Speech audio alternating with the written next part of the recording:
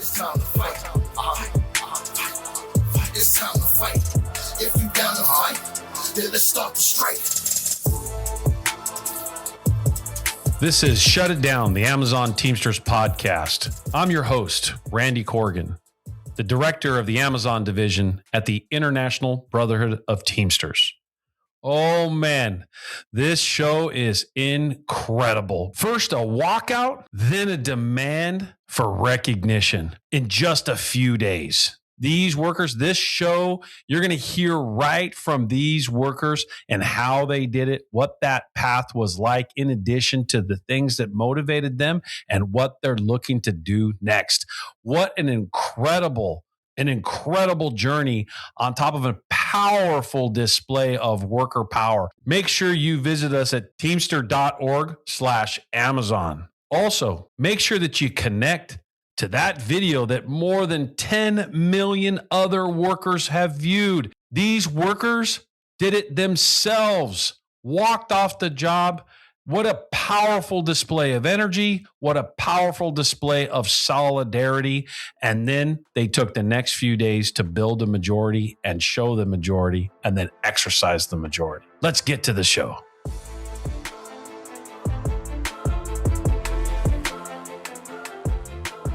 DJT6. What an incredible week. This has been, man, just watching what you guys did over this last week has just been phenomenal. I have Sam and Oz with me here today. We're going to talk a little bit about this exciting week, and we're going to talk about how these organizers, these workers from the largest delivery station in the country took control. This is what corporate America fears. Corporate America is afraid of workers taking control of this space like we all just witnessed. And, one of the videos, for this day that we are in today, I just saw it this morning, 10.8 million views. That tells me that 10.8 million workers are inspired by what they just witnessed in the last 7 days. Because it was 7 days ago, about 1:30, 1:40 in the morning, you guys walked off the job. You kind of started that movement and you said, hey, you know what, Amazon, we're organizing. We want you to respect our right to organize.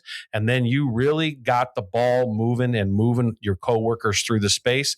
And then what you did is you really captured everybody's attention, and then you took complete control of the workplace over the next few days, ultimately ending up where you demanded recognition on early Saturday morning. You've heard enough from me here. I'll chime in a little bit, but I'd love to hear from you two, Sam, Oz. First, this is what every worker in America has to do. And you can tell an incredible story. Thanks for being on the show. Our show is really telling the story about how Amazon workers can take control of the workplace and how you can push back on corporate America. Oz, why don't you introduce yourself first, and then we'll get to Sam. So my name is Osvaldo de la Cruz. I am 20 years of age, and I've been working at DJT6 since I turned 18, which is about 2 years now. And that's around the same amount of time that I've been in the union committee, actually. My name's Samuel Padilla. I've been working at Amazon for about 4 years total, but at DJT6 I've been at for like a year and a half now. And yeah, I've been involved in this ever since I have met there's like a Teamster picket at Aunt One, another Amazon warehouse that I used to be at, and I ended up getting involved at that point because I saw the picket and I thought this is cool. Like, I knew unions were good at that point, and I knew that Amazon being a big corporation, something had to be done. So instead of clocking in and going into work, I joined the picket line, and I've been involved with organizers since then. That's I bet you've never had a week like this though, huh? Yeah. This has been incredible. So why don't you take us through the walkout first? Like, what was that like going public last Tuesday? Tuesday, early morning, obviously way before the sun's coming up. Yeah. It's hard to remember what day it was. Right, because it's been an action-packed week. Yeah. I was there at 2? I think it was 2 a.m. I had to be there to get ready to form out a walkout, but it was also kind of nerve-wracking because you can see as the door are open and you can see a little crack through the window where you can see like workers coming together in the break room, like slowly congregating to walk out. And I'm like, damn, that's a lot of people coming Right. out. And then I would recognize a few faces and a few new faces. I'm like, holy crap, like that's a lot of people that are about to walk out.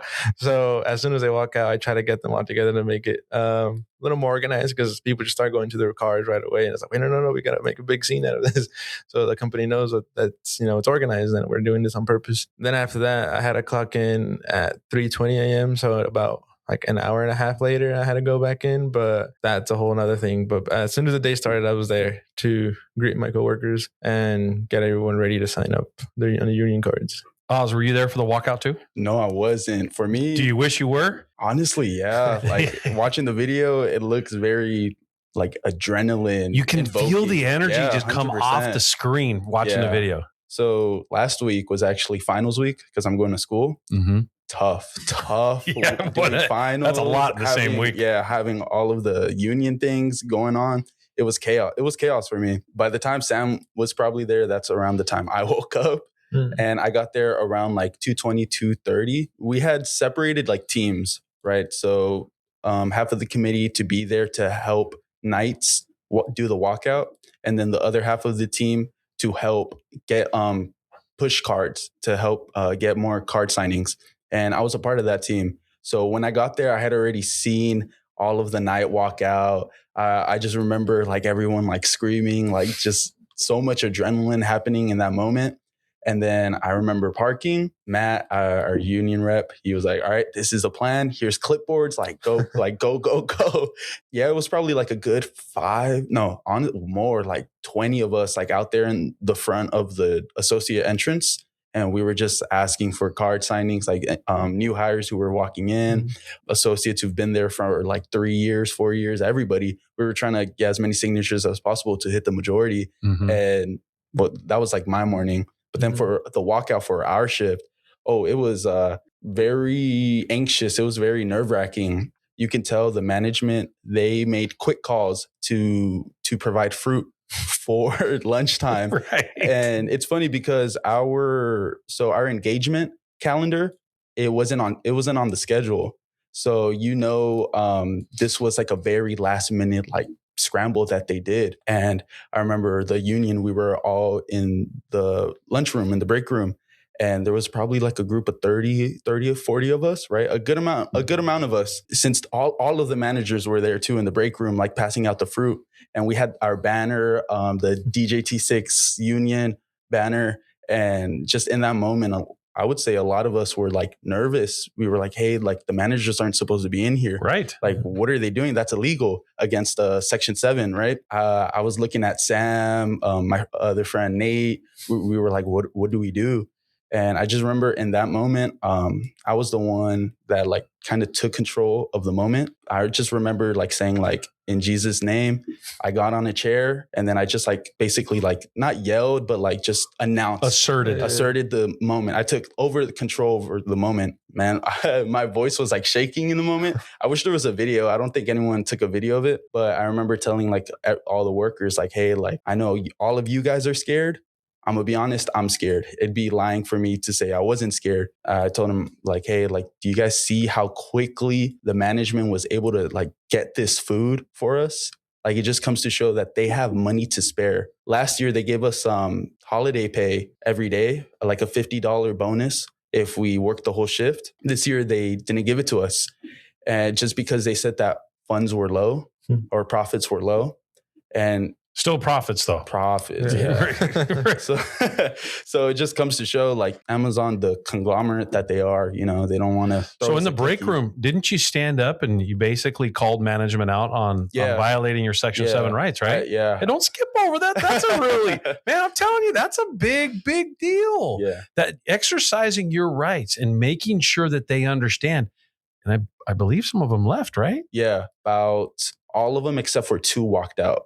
But the 2 that stayed in there, the union was like taking control of that. They were like talking, like getting them distracted. And then next thing we know, I was like, let's go. We're walking out. We walked out. Explaining that how you captured that moment is really, really important because like you said, there's some fear that kind of creeps up there, right? That to say, oh yeah, I got no fear. That's not true. And that's okay. Like the reality is how do you conquer it? What do you do with it? And do you allow it do you allow it to paralyze you? And do you allow it to make you run and be afraid to stand up? Or do you actually conquer it, rise above it, and do something and actually lead? What you individuals did is you actually led, and you led in a very important moment, which I think it's really, it's that dynamic minute that you, like you said, you just kind of took control. And then management doesn't really have much of a choice but to kind of sit back. Workers have complete control of their workplace. It's whether or not you exercise it. Mm-hmm. Yeah. That is a fact. And corporate America doesn't want you to know that you have that control. So instead, that fear sort of lingers. They play into it. Let me put 10 supervisors in there to see how many people are going to kind of scramble. Mm-hmm. At the end of the day, here's what I want to point out to you, because you said you started at 18. You started at 18 too in the industry? At Amazon, I started when I was 20, 21. Okay. Mm-hmm. So pretty young, right? Yeah. So I started in the industry as a teenager, actually before I was 18, but let's just talk about when I started at 18, because that's when I got a union job. The reality is 30 some years ago when I started, I could go to work in the industry, moving boxes, doing the same thing that you're doing, and I could afford to buy a home. I could afford to rent an apartment. I can afford to buy a truck or, buy a new vehicle. I'd already had a family. I could afford to provide for my family. And there were jobs aplenty that paid enough for me. And ironically, I was making back then 30 some years ago, what Amazon is patting themselves on the back for what they're paying you today. Yeah. Right. And saying, oh no, we pay a competitive wage, which it's funny to hear them come out and say something to the effect that that the Teamsters are misleading people. And we already offer everybody what the Teamsters are saying. Like, no, actually you don't. Have you talked to a UPS driver? Have you talked to a UPS worker? Have you, I don't see anybody leaving, after being at UPS for, let's say 10, 15, 20, 30 years, or any driver leaving and coming to work at Amazon because they can't afford the pay cut, right? Yeah. They're making $30, $40 an hour. They've got their retirement. They got great benefits. And most importantly, they got a safe work environment. They understand that they have a say-so in their environment, and they're obviously not going to leave that and give it up. My reason for bringing it up is that at 18 years old or at 20 years old, like you just said, at entering the workforce, I had to make a decision at that point. Do I go to school or do I do a job good enough to pay the bills, Yeah. And I think that the latter now, we pointed this out, is that Amazon has got this, they've entered this industry in the last decade, and they've entered it big.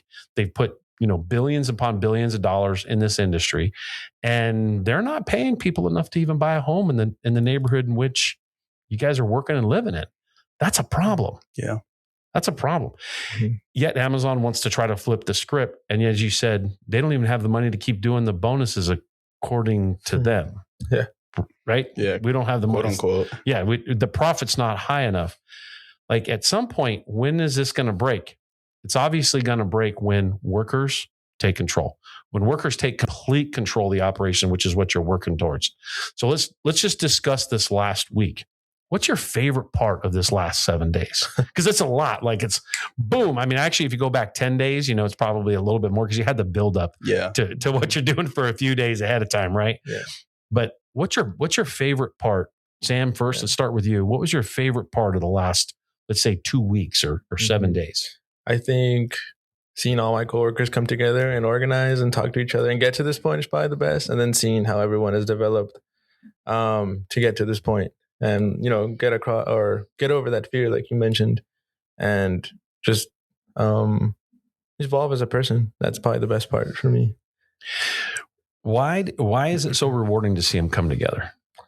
There's so many reasons. I think one that comes to mind is because everyone is afraid of, not everyone, because how the fear lingers. Yeah, how big the fear is and how hard it is to overcome. Seeing people come together despite that fear and know what they're going up against. Like when we were discussing, like, dang, should we do a walkout? Everyone was like, yeah, like why not? And everyone was like, yeah, it's scary, but people knew that it was needed. People knew what it would take, and people knew of the consequences. And despite all that, they still went through with it and got more people together. And all the discussions that came along with that. And like how closer it brought everyone together is what I really enjoyed. Like, that's the power. Watching people, the camaraderie and everybody come together. Human beings are naturally, they're a group that like to congregate. Mm-hmm. You know, we're programmed, we're community based. We like to come together in a particular space to be there for each other, despite what anybody says. Mm-hmm. It's actually true that we do. So when we see those moments where in one breath corporate America drives us apart, right? Mm-hmm. And a lot of it's, you know, the way our phones and all these different things, all these influences in us that are driving us apart. When we actually see that natural instinct happen at work, that power that we have collectively is pretty, I would say, part of it's intoxicating. It's rewarding. And so to hear you describe it right now is just incredible. Oz, how about you? What was your favorite part? For me, it was like seeing people's true colors. Like you, throughout that whole week, you saw who stepped up and who folded. And out of all of the trials and tribulations that the union went through, I would say at the end of it, we did come out stronger. There were so many people like during the blitz, the first and second blitz, that were like talking like, oh yeah, like I'm going to sign. I'll be there on the fence line, like all of this, you know. But then once it came time to show that you were about it, or to show the actions behind what you were saying, most of those people did fold. Most of those people did like retreat back into their shell. But for the ones that were shy or that didn't want to get involved from the beginning, though, for a majority, from what I saw, those are the ones that stepped up. Those are the ones that were there at the tent walking out with us. So just seeing like that. Showing leadership. Exactly. So seeing that catalyst happening, it was beautiful. But for me, my favorite part was just the chaos behind it. Like, man, I probably got a total of like 15 hours of sleep that whole week combined. So just, I don't know. For me, I love like chaos, like stuff like that. Like always go. Right, so, right. Yeah. Well, there's an energy to it is what you're referring to, right? Yeah. That energy kind of draws you in and you're like, oh man, you're looking around for the next situation or the next, the circumstance. So tell us about the journey. Like, you know, obviously you didn't get here overnight. It took you a while. There's some things that you did, a year ago or 6 months ago or 3 months ago. I actually think you started with a petition just, maybe a year ago, right, Sam? Yeah. Talk about that. Mm-hmm. So this is like in the beginning phases of the organizing. And yeah, we had a petition to go around because kind of what we're demanding now in our union recognition demands, which is like 15-minute breaks. Actual 15-minute breaks, for them to like give out water instead of having us to go all the way to the restroom or wherever else the water jugs are at. See, this is crazy for me to hear this in the industry. 15-minute breaks, water, things that should be automatic, especially for a corporation that's got so much money and resources. These shouldn't be things that you have to fight for. This should be, hey, come to work for me. And as one of the most successful corporations on the planet, and we're going to make sure you have a safe environment. We're going to make sure you have water. We're going to make sure you have breaks. We're going to make sure you have all the resources you need to get your job done. I don't mean to interrupt you. Mm-hmm. Please keep going. It's crazy, especially me knowing the industry personally for more than 30 years, and then also representing it, and then also learning the history that it was Teamsters that created safety in this space, 70, 80 years ago. Why is it going backwards? Yeah, that's the thing, right? Because like we'll get certain wins like those 15-minute breaks, but then they'll always try to like cut back on it, or they'll always try to like gain whatever we just won or whatever they just lost. They're always trying to gain it back, even though just 15-minute breaks. When we first started passing around that petition, there was support for it, but people at first were like, well, this is it. Like, why can't we ask for more? And it's like, well, we do want to ask for more. Right? But like, absolutely. It's like kind of us testing the waters. And it kind of like how Osvaldo was saying, like some people would say that and actually meant them like wanting to fight for more, and others were kind of saying it like out of fear, which is fine because like it is kind of a big task to do what we ended up doing now, which is to like go and like do a little march a walkout and a march on the boss so we could recognize the union. All of that brought us to where we are now, which is a majority of signatures, and we can now fight for what's right.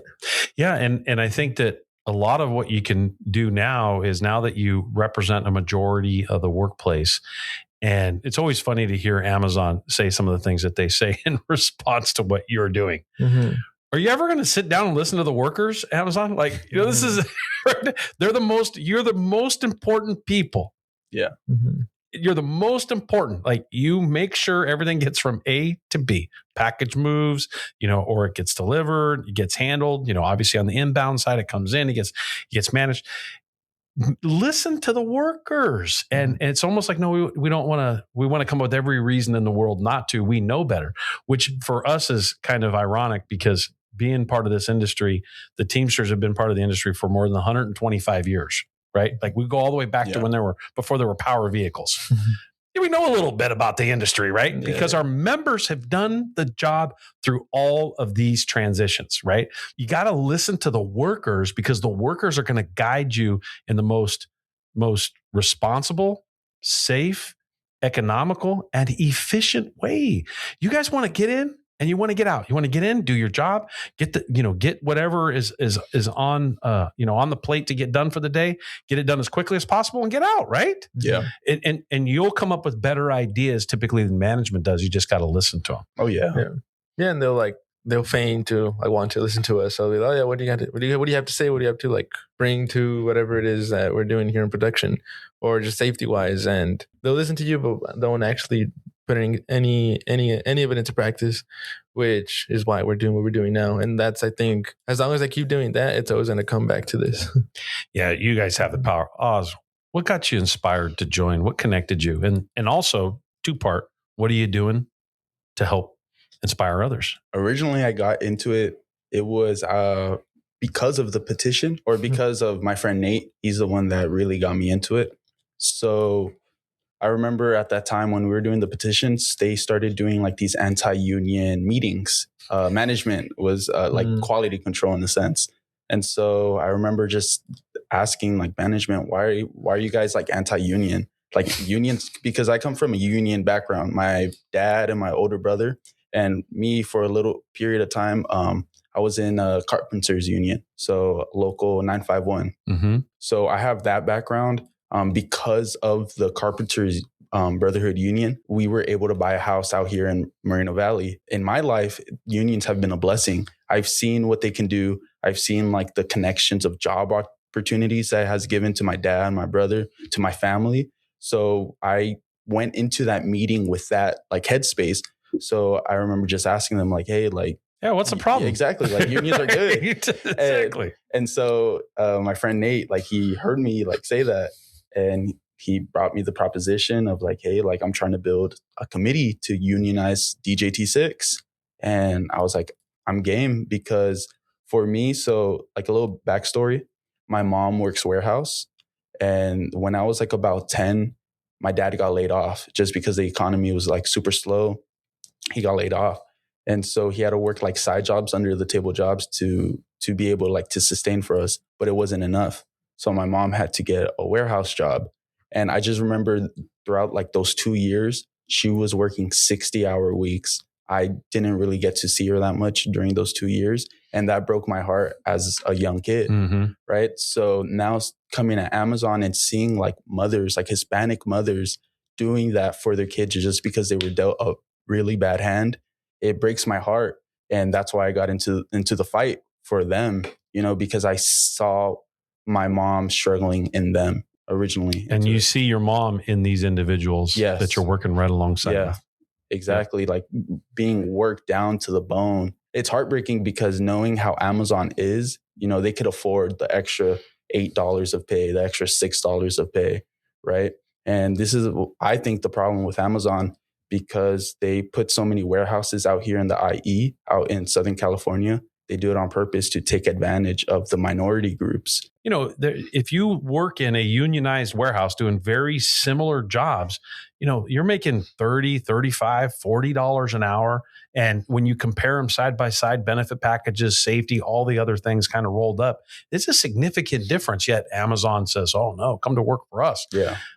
That's why so many people move on. And let's just back up a second. You had brought up the fact that these anti-union meetings started. Well, why? Why did the anti-union meeting start? Maybe it's the answer is because thousands of other workers were doing exactly what you're doing. Yeah. They did it at dozens of other locations in 2024, and they're just trying to get ahead of it and trying to convince you, oh yeah, you guys don't want to be part of something where you make better money and you have better benefits and you actually have a say-so in your workplace environment. I mean, I think it's just because Amazon's just trying to be the monopoly company that it wants to be. Like it wants to completely dominate the industry. Every industry. Like Correct. We see last year that they started entering into the pharmaceutical industry, which I heard from reports that took out Rite Aid or CVS. It brought them to bankruptcy. Yeah, let's look at, when you look at how Amazon is trying to dominate this industry and you look at how they're doing it, it's straight up through exploitation of workers and the masses. Workers are not staying connected to the job and there's a high turnover because the jobs don't pay well enough. If you're one of the wealthiest companies on the planet and you can't afford to buy a home in the area you're living and working in, there is something wrong with that equation.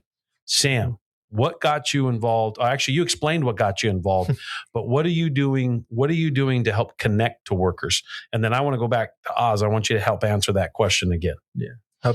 What do you mean help connect the workers? In other words, how are you inspiring workers to be connected to what you're doing? Clearly, you guys are well over a majority, by the way, and workers are following you through this. How? I guess kind of what I was mentioning. There's like a lot. Everyone here in the IE lives through a certain or a similar type of I don't know. I guess like childhood. If you're like barely getting into the workforce, and or you've already gone through like being like used and abused by your boss or the corporation you're working for. And yeah, when talking to coworkers, like the first thing I like to mention is like, do you not see how much money Amazon makes and how much we're getting worked and how much money we make them?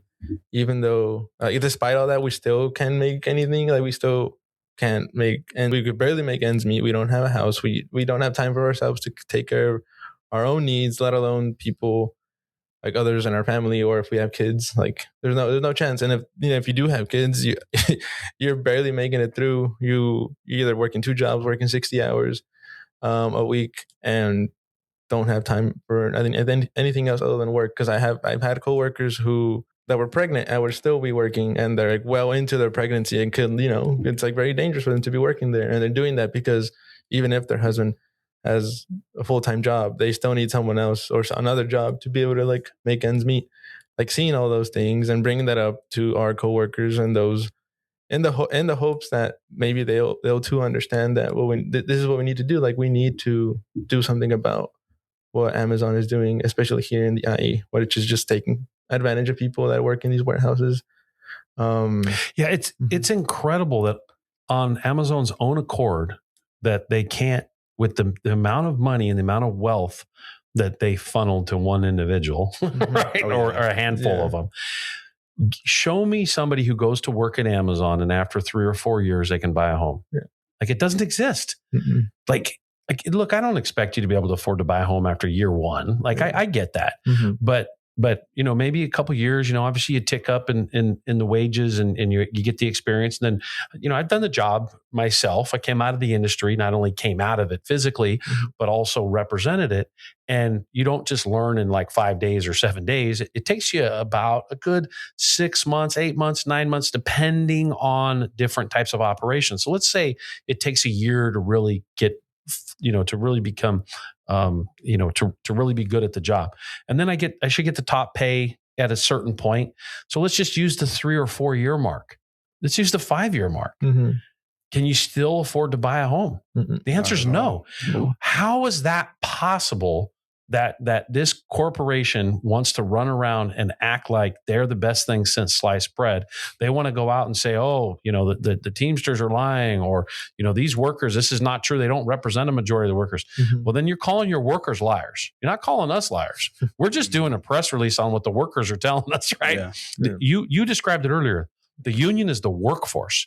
You're explaining your union. Your committee is your union. Isn't that what you described? Yeah. Oz, what are you doing to help move workers into this space? Me personally, I'm trying to educate them. Education is freedom. That's right. In this country, sure is power. So for me, I'm trying to educate my people. Trying to educate everybody. A lack of information typically leads to the exploitation. Yeah, and that is. The history has been clear for thousands of years. Yeah. Right. And in the United States of America, we have the freedom of speech, the freedom to assemble. We have the ability to speak up. We have the ability to do things. And ironically, I don't know if you guys are aware of this, but the freedom to assemble and the freedom of speech were not won until 1934 and 1935. Prior to 1934 and 1935, you didn't have those rights on the job. Now, you have those rights because of some laws that were won as a result of it. The reason why I always kind of pound this message is that why is it that employers would want to push back on people's right to assemble, their right to speech? Why would they push back on it? What is their, obviously it's exploitation. Yeah. It's a lack of information. In other words, if we prevent people from getting information, if we put fear in them so that they're afraid to talk to somebody and hear information that empowers them, then they don't have to worry about enough workers basically saying, we do this job every day and we've decided not to do it now until you come to terms on these 5 things, 10 things, 12 things, 30 things, 50 things. You know what's cool about the job you're in, about the position you're in? You can ask for 100 things. 100. That sounds crazy. Yeah. But it's not. Yeah. It's not. 100. Think of every single day at work, all the different stuff that impacts you. Mm-hmm. You have a right in this country to have a say-so into every single part of it.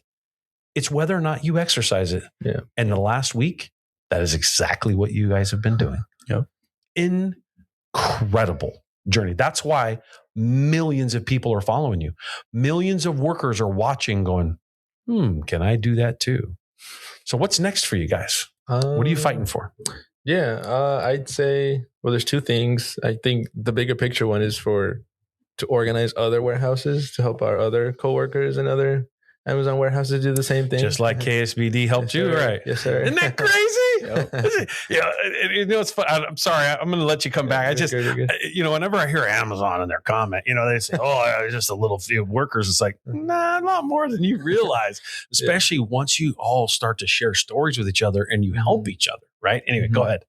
Yeah. So organize other warehouses so we can, have more power, and eventually, really not just a few marches on the bus or a walk. Those are his words, not mine. And I don't mean that in a bad way. Yeah. Understanding you have the leverage. Yeah. You have the power as workers. Yeah. And if you have multiple facilities where you all know that you have this power, guess what? Yeah, all they care about is money, right? So when you hit them where it hurts, and they'll fold immediately. You can ask them all you want, but they'll be like, nothing I can do about it. It's like, well, we'll see what we can do about it. You know what I love about what you guys are doing is the 30 minutes that we've been talking so far, however long it's been. Mm-hmm. At no point have you depended upon the law in a sense that someone to bail you out. Mm-hmm. You absolutely respect and recognize that it's the power of you, your power of your union, the power of your committee, the power of your group, that collectively you hold more power than anything else. That's what the American worker has to learn. Yeah. And it's, and I guess I'll ask you this question. I'll shift it into that because I'm assuming you hold your head a little higher now at work, huh? Yeah. Sure. What's that like? That confidence level of knowing that you're in control? Just knowing, like, now you can tell as soon as we did the day after we did the walkout on the nights, the managers were a little more nicer. They would treat us a little bit different. They would they'd make sure everything was where we needed it to be, how we wanted it to be. And And it isn't so much about like me feeling like better or above my other coworkers. No, it's like showing my coworkers like, look, we can do this, and this is how it works. Leading by example, I guess, is probably the That's best way right. to put it. Leading by example. Great. And seeing how that changes their perspective and their mindset. Be like, oh, it doesn't have to be like just the mundane thing of every day. It's like, no, we can change it. That's probably like what the whole like walking a bit higher and taller is just like knowing that other people are starting to see the difference. That's what's cool. Awesome. At least now, like Sam was saying, like, yeah, management has been nicer. And now like there's a level of respect, at least with me, that they're giving me. Now it's like I've gotten offers for promotion now. So and I feel like just because of what we did last week, like ever since we've got in public, I would say like relatively I'm a good worker. But since we've gotten in public, I've just been on the tee now. Even better. Yeah. Because we have to lead by example. We don't want the ones who aren't really in favor, right, to be like, oh, like this is the union, like these lazy guys. It's a very good point. Exactly. Being a teamster and being a good worker and a good advocate is also being a hard worker. Yep. And doing, like you said, leading by example. Yeah. I also want to point something out to you that I believe you guys have the capability of doing, that I'm gonna plant something that I've watched others do. Give you an example. Let's say hypothetically, 2-3 weeks, a month down the road, a couple months down the road, a supervisor does something egregious, and let's say they say they're going to walk somebody out or terminate someone or fire them. They say they go overboard. I've seen places do this. Oh, well, we just witnessed all of it, and Mr. Supervisor, you're wrong. And if you walk them off the job, we're leaving with them now. No hesitation. Not waiting to get together and figure out what we're going to do. Immediately jumping on it and saying, nope, we're not letting you do that to our coworker. Yeah. We're not letting you do that to our friend. We're not letting you do that to our mother. Yeah. Right? We're not letting you do that. That's worker power. That's what you have the capability of doing. That is protected, concerted activity. And you have every right to do that. I can't wait to see you do it. I've seen other groups do it. I can't wait to see you do it. What's your message to other workers? Other than you're already piecing this out in your head when you get to do what I just said. But I'm telling you, it's an incredible moment when the workers rally around each other and they basically look at a supervisor or manager and go, no, man, this is how it is. Yeah. Sorry, but we run this operation, not you. Anyway, what's your message to other workers? I would add on that because Amazon and I'm sure other corporations on that same level are like, oh, like this job it isn't a career, but you can go here, join our, get hired by us and you can go into a career, either be our manager or whatever, go to school. And it's like, well, why isn't the regular job a career? Why can't we just have this as a regular job and a career? Why can't we make a living off of this? And I hear that from a lot of other, like our own coworkers too. And I just want people to like know and understand that it doesn't have to be that way. Like we could be doing what we're doing now and living comfortably. We don't all have to be doctors or like nurses. We could just be warehouse workers. Who's going to deliver all the packages that go to schools or to hospitals? People need to be there, and why not have them live not just a decent life, but buy a home, grow up have the kids grow up in a nice community, not have to be stressed out over paying your bills, and automatically looking for the next job because this job doesn't have a future in it.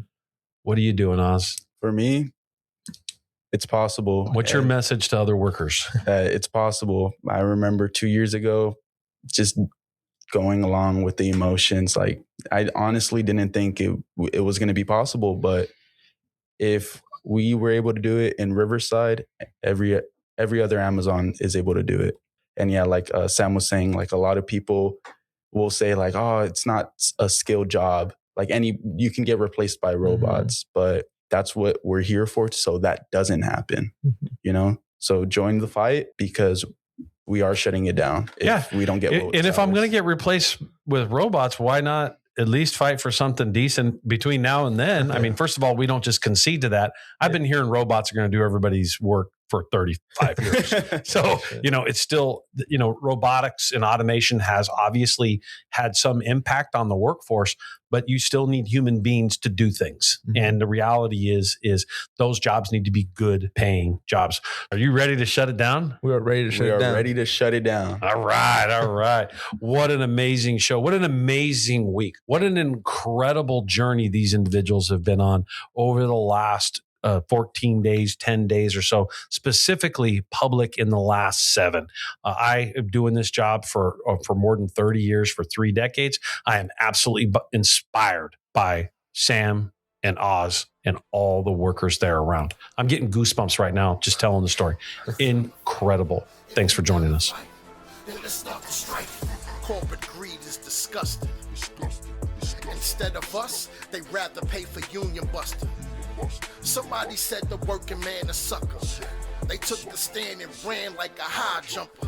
Teams is local 804, we not having that. We gon' stand here and fight for fair contract. Fair wages on the table.